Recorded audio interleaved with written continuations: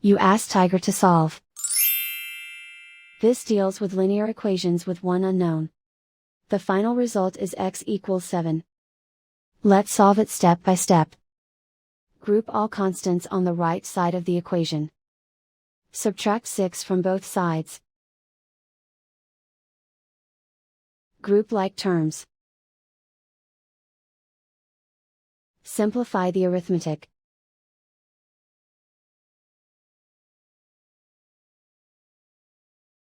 Isolate the x. Divide both sides by -4.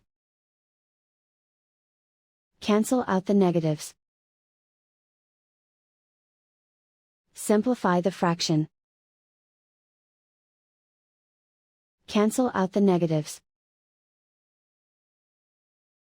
Find the greatest common factor of the numerator and denominator. Factor out and cancel the greatest common factor. And so the final result is x equals 7.